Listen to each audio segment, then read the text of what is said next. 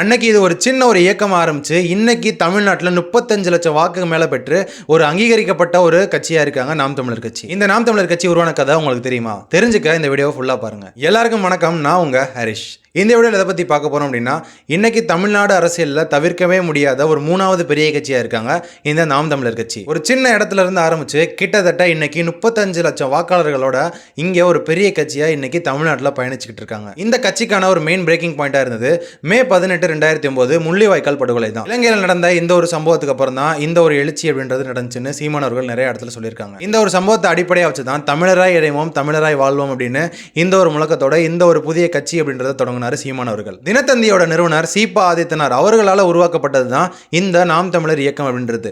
இது ஒரு இயக்கமாக தான் இருந்துச்சு. இந்த இயக்கத்து மூலயமா தமிழ் தேசியவாதிகள்ல இருந்து எல்லாருமே சின்ன சின்ன நல்லது அப்படின்றத செஞ்சுக்கிட்டு வந்தாங்க. இதோட தொடர்ச்சியாக தான் 2010 மே 18 அன்னைக்கு நாம் தமிழர் கட்சி அப்படின்ற இந்த ஒரு கட்சியை மதுரையில் தொடங்கினார் சீமான் அவர்கள். இந்த கட்சிக்கு என்னென்ன விஷயங்கள்லாம் கொள்கையாக வச்சிருக்காரு தெரியுமா? தமிழ் இனத்தோட ஒரு மீட்சி இருக்கணும் அப்படின்னு சொல்லியிருக்காரு. இது மட்டும் இல்லை, ஈழத்தமிழர்களுக்கான பிரச்சனைக்கு ஒரு தீர்வு வேணும் அப்படின்றதுக்கு இந்த ஒரு கட்சி அப்படின்றது நிறுவியிருக்காரு. இந்த ரெண்டு மட்டும் இல்லை, மாநில தன்னுரிமை மற்றும் தமிழனை ஆள வைப்பது தமிழனை வாழ வைப்பது அப்படின்றது தான் இவங்களுடைய ஒரு அடிப்படையான கொள்கையாகவே இருக்கு. இந்த ஒட்டுமொத்த தமிழ் தேசிய கொள்கையை இவர் பறைசாட்டணும் அப்படின்னா இந்த ஒரு கட்சி அப்படின்றத இவர் தொடங்கியிருக்காரு. இவங்க இயற்கை சார்ந்த விஷயங்கள்ல ரொம்ப கூர்மையாகவே இருந்திருக்காங்க. முக்கியமாக நிலம், நீர், ஆகாசம், காற்று இந்த விஷயங்களை எப்படி கையாளணும், இயற்கையோடு சேர்ந்து நம்ம எப்படி வளரணும் அப்படின்னு நிறைய திட்டங்கள் அப்படின்றத இன்னைக்கு வரைக்குமே இவங்க முயற்சி எடுத்துக்கிட்டு தான் வராங்க. இதோட ஒரு ஆரம்பமாக தான் 2011-14 தேர்தலில் இவங்க அந்த காலகட்டத்தில் போட்டியிடல. அதுக்கு பதிலாக சீமான் அவர்கள் அந்த காலகட்டங்களில் மக்கள் மனசுல தமிழ் உணர்வு அப்படின்றத விதைச்சிட்டு வந்துட்டு இருந்தார். இதெல்லாம் பண்ணி நிறைய தமிழர்களை ஒன்றிணைச்ச சீமான் அவர்கள் 2014 முதலா தனிச்சு போட்டியிடுறாங்க. இந்த 2014 சட்டமன்ற தேர்தலில் கிட்டத்தட்ட 234 தொகுதியிலுமே தனிச்சு போட்டியிடுறாங்க. போட்டியிட்டது மட்டும் இல்லை, கிட்டத்தட்ட 1.07% வாக்குகள் அப்படின்றதை வாங்குறாங்க. இது நம்பர்ஸ்ல பார்த்தோம் அப்படின்னா கிட்டத்தட்ட 4.5 லட்சம் வாக்குகள். இவங்க இந்த தேர்தலில் போட்டியிடுறப்போ இவங்களுக்கு இரட்டை மெழுகுவர்த்தி அப்படின்ற இந்த ஒரு சின்னம் தான் கிடைச்சிருக்கு. இதுக்கப்புறம் 2019 இவங்க கரும்பு வச்சிருக்க இந்த விவசாய சின்னம் அப்படின்றத மாத்துறாங்க. இந்த கரும்பு சின்னத்தை வச்சு 2019 நாடாளுமன்ற தேர்தலில் இவங்க போட்டியிடுறாங்க. இந்த தேர்தலில் பார்த்தீங்க அப்படின்னா கிட்டத்தட்ட 3.89% வாக்குகள் அப்படின்றத வாங்கியிருக்காங்க. இதோட தொடர்ச்சியா 2021 சட்டமன்ற தேர்தலையும் இவங்க போட்டியிட்டு இருக்காங்க. இந்த ஒரு தேர்தலில் பார்த்தீங்க அப்படின்னா 6.72% வாக்குகள் அப்படின்றத வாங்கியிருக்காங்க. இந்த நம்பர்ஸ்ல பார்த்தோம் அப்படின்னா கிட்டத்தட்ட 31 லட்சம் வாக்குகள். அதுக்கப்புறம் அந்த தேர்தலில் இவங்க மைக் சின்னம் அப்படின்றத வாங்கியிருக்காங்க. அது நம்ம எல்லாத்துக்குமே தெரியும். இந்த மைக் சின்னத்தை வச்சு இவங்க நாடாளுமன்ற தேர்தலில் போட்டியிடுறாங்க. போட்டியிட்டு தான் 8.22% வாக்குகள் அப்படின்றத பெற்றிருக்காங்க. இது நம்பர்ஸ்ல பார்த்தோம் அப்படின்னா கிட்டத்தட்ட 36 லட்சம் வாக்குகள் அப்படின்னு ஒரு கணக்கெடுப்பு இருக்கு. 234 தொகுதியிலுமே தனிச்சு நின்று ஒரு 36 லட்சம் வாக்கு வாங்கி தமிழ் புரட்சி அப்படின்றத சீமானவர்கள் நாம் தமிழர் கட்சி மூலமா பண்ணிக்கிட்டு வராங்க. இவங்க அரசியலை பத்தி மட்டுமே பேசுறது இல்ல, ஒரு பொதுக்கூட்டங்களையும் இயற்கை சார்ந்த விஷயங்கள்ல நம்ம எப்படி கையாளணும், மலைகளை பத்தின ஒரு விஷயங்கள், ஆறுகளை பத்தின ஒரு விஷயங்கள், இதை பத்தி மெயினா நிறைய விஷயங்கள் பேசியிருக்காரு அண்ணன் சீமான் அவர்கள். இவங்க முன்வைக்கிற இந்த தமிழ் தேசிய கருத்து அப்படின்றது திராவிட கருத்தை விட ரொம்ப வித்தியாசமாவே இருக்கும். இவங்க மக்கள் தேவை, மக்களுடைய அடிப்படை உரிமை, மக்களுடைய அடிப்படை விஷயங்களை முன்னிறுத்தி தான் இந்த தமிழ் தேசிய கருத்துக்கள் அப்படின்றத உருவாக்கியிருக்காங்க. இவங்க இயற்கை சார்ந்த விஷயங்களுக்கு நிறைய மாநாடு அப்படின்றத பண்ணியிருக்காங்க. மலைகளின் மாநாடு, மாடுகளின் மாநாடு, மரங்களின் மாநாடு அப்படின்னு நிறைய மாநாடுகளை நடத்தியிருக்காங்க. முக்கியமாக சொல்லணும் அப்படின்னா ஒரு போராட்டம் அப்படின்றது இருக்கு.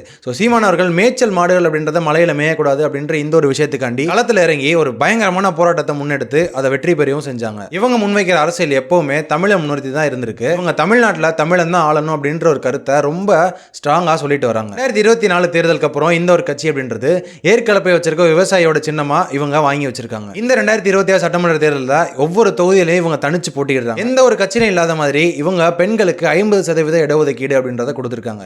கிட்டத்தட்ட ஆணுக்கு நிகர் பெண் அப்படின்னு சொல்றதுக்கு ஏத்தாப்புல 234 தொகுதியிலையும் 117 தொகுதி பெண்களுக்கும் 117 தொகுதி ஆண்களுக்கும் சரிசமமா பிரிச்சிருக்காங்க. இதுல திருநங்கை வேட்பாளர்களையும் இவங்க அறிவிச்சிருக்காங்க. இந்த கட்சியோட ஒருங்கிணைப்பாளரான சீமான் அவர்கள் இந்த வாட்டி காரைக்குடியில் போட்டியிடுறாங்க. முக்கியமா இந்த கட்சியை பத்தி சொல்லணும் அப்படின்னா மக்கள் மனசுல இந்த தமிழ் உணர்வை எப்படியாச்சும் கொண்டு வரணும் அப்படின்னு மாநாடுகள் அப்படின்றத அதிக அளவில் நடத்தியிருக்காங்க. இதுல முக்கியமா சொல்லணும் அப்படின்னா இந்த வருஷம் பிப்ரவரி 21 நடத்தின திருச்சி மாநாடு அப்படின்றது ஒட்டுமொத்த தமிழின மக்கள் எல்லாமே அங்க ஒண்ணு கூடி ஒரு புரட்சிகரமான விஷயம் அப்படின்றத பண்ணியிருந்தாங்க. ஓட்டு கேட்க போகும்போது இந்த வேட்பாளர்களுக்கு கையில காசை கொடுத்து திரள்நிதியா இந்த காசை கொடுத்து கட்சியை இன்னும் வளர்க்கணும் அப்படின்னு தமிழ் மக்கள் அவங்களுடைய உணர்ச்சி அப்படின்றத வெளிப்படுத்திட்டு வராங்க. முக்கியமா சீமான் என்ன சொல்றாரு தெரியுமா? இந்த திராவிட கட்சிகளுக்கு ஒரு மாற்றாதான் நம்ம தமிழ் தேசியம் அப்படின்றது இருக்கணும் அப்படின்னு உறுதியா இன்னை வரைக்குமே நிற்கிறாரு. இப்போ பார்த்தீங்கன்னா தாவேகா அப்படின்ற அப்படின்ற ஒரு பெரிய கட்சி வந்திருக்கு. விஜய் அவர்கள் பயங்கரமான விஷயம் அப்படின்றத பண்ணிக்கிட்டு வராங்க.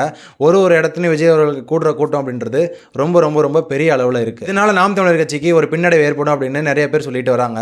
இதுக்காக ஒரு ப்ரூஃபாக தான் திருச்சியில் நடந்த இந்த ஒரு மாநாடு அப்படின்றது இருக்கு. இங்கே கூடியிருந்த கூட்டம் அப்படின்றது கொள்கை கூட்டம் அப்படின்னு சீமான் அவர்கள் நிறைய இடத்துல சொல்லியிருக்காங்க. என்னதான் சீமான் அவர்கள் மேலேயும் இந்த கட்சி மேலே நிறைய கான்ட்ரவர்சிஸ் இருந்தாலுமே இந்த கட்சி இன்னைக்கு தமிழ்நாட்டில் ஒரு மிகப்பெரிய சக்தியாக வளர்ந்து நிற்கிறாங்க. இந்த 2026 தேர்தலில் நாம் தமிழர் கட்சி எவ்வளோ வாக்கு வாங்க போகிறாங்க அப்படின்றது தான் எல்லாருக்குமே ஒரு எதிர்பார்ப்பாகவும் இருக்குது. சீமான் அவர்கள் இதை மட்டும் சொல்லலை, நீ ஜாதி பார்த்து ஓட்டு போட்ட அப்படின்னா அது எனக்கு தீட்டு அப்படின்னு நிறைய கருத்துக்கள் அப்படின்ற சொல்லியிருக்காங்க. ஜாதி பற்றின விஷயங்கள், மொழி பற்றின விஷயங்கள், இனம் பற்றின விஷயங்கள், நிறைய விஷயங்களை சீமான் அவர்கள் பேசியிருக்காங்க. இவங்க ஒரு மாநாடு அமைக்கிறாங்க அப்படின்னா அந்த மாநாட்டில் இவங்க ஒரு பாடம் நடத்துகிற மாதிரி தான் இவங்களுடைய மாநாடு அப்படின்றது எப்போவுமே இருக்குது. இந்த மாநாட்டில் இவங்க எல்லாத்துக்குமே எல்லாத்தையும் கற்பிச்சுக்கிட்டும் வராங்க. முக்கியமாக மழை வளம் பற்றி, நீர் வளம் பற்றி, கால்நடைகளுடைய வளம் பற்றி நிறைய விஷயங்கள் சொல்லிக்கிட்டு வராங்க. தமிழோட வரலாறையும் இவங்க ஆதிக்கமாக சொல்லிட்டு வராங்க. இது மட்டும் இவங்க சொல்லலை, தலைவர் பிரபாகரனை பற்றியும் இவங்க நிறைய விஷயங்கள் பேசிட்டு வராங்க. பார்க்கலாம் இந்த 2026 சட்டமன்ற தேர்தலில் நாம் தமிழர் கட்சி எந்த மாதிரியான விஷயங்களை முன்னெடுக்க போகிறாங்க அப்படின்னு.